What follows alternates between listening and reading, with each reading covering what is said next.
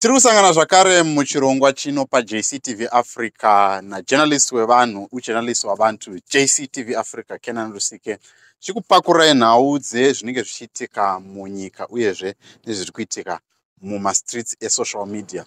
Nhasi tadzoka tine nyaya yandakakupakurirai nezuro ndichikutsanangurai kuti chiri kuda kuti tinzwe kuti nyaya yemukomana akashayika anonzi Panashe Nyamurowa akashayika achida kuedza kubatsira mwanasikana anonzi Michelle yakabuda muH Metro uyezve takati vakomana vari kutarisirwa kunzi ndivo vakaita chinhu chakashata kudai so vakasungwa uyezve vatori mumatare edzimhosva. Naizvozvo takada kuti tiite reach out kune mwanasikana tichinzwa kuti zviri kufamba sei, upenyu hwake chii chakaitika after zvinhu zvakanga zvaitika zviya since patakamuinterviewa zvanga zvichangopedza kuitika. And takamufonera inini namukoma Manase, tamufonera Manase vechibanda media, tamufonera tikati tiri kuuya kuzotizoita interview titaure newe. Initially akanga abvuma akati hongu ndinokwanisa kuita interview. Ndobva tazosvika akanga atidzimira foni. Ndobva tazomufonera futi zvakare akati no, ndaenda kuclinic effect yakadaiwa nomumwe munhu. Ndobva tazongosangana naye by mistake ndibva ndamurecognize from a distance. Ndobva ndamuti ko zviri kufamba sei naye mwanasikana, akanditi inini ndiri right, handina problem, zvakatoitika upenyu hwakutongopfuurira mberi, zvazviri ndo zvazviri. Pandati kune vanhu vakanga vachibvunza mucomment section kuti hauna here zvimwe zvinhu zvaunokwanisa kuita outside basa rekutengesa muviri, vanoda kutokubatsira kuti vanzwe kuti iwewe chaunogona chii chinoita kuti vakwanise kukubatsira, uyezve kana vachinge vakubatsira voita kuti ubve mumastreets uregedze kuramba uchiita zvauri kuita.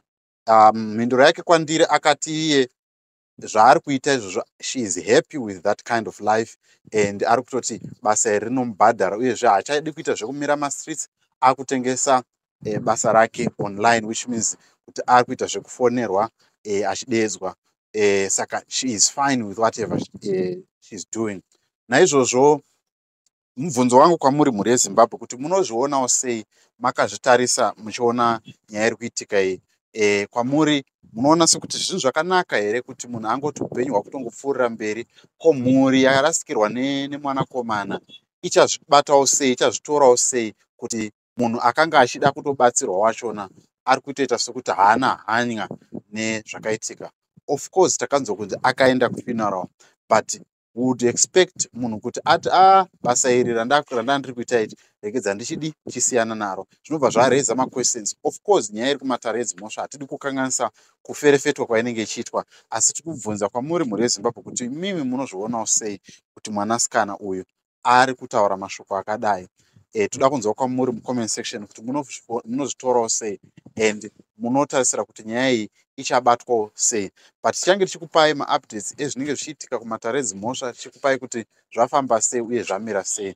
And this is my message kwaariwo zvakare mwanasikana, kuti mwanasikana makore ako achiri mashoma, uchiri mwana mudiki, unokwanisa kushandura upenyu hwako wotorarama upenyu huri nani. Vanhu vakawanda vanoda kubatsira kuti ukwanise kubuda upenyu hwauri kurarama, asi kana iwe waita sarudzo yekuti haukwanisi kusiya basa iri, zviri kwauri, upenyu ndehwako.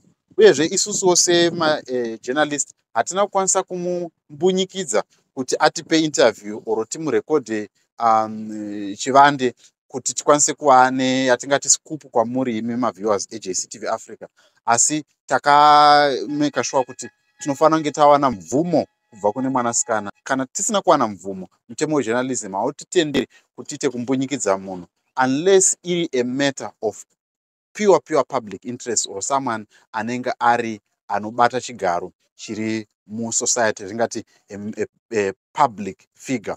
Saka naizvozvo hatina kukwanisa kumumbunyikidza kuti tiva neinterview naye, asi toda kunzwa kubva kwamuri kuti munozvionawo sei zvakaitwa nemwanasikana, uyezve mashoko api amunokwanisa kupa mwanasikana. Toda kuvanzwa mucomment section.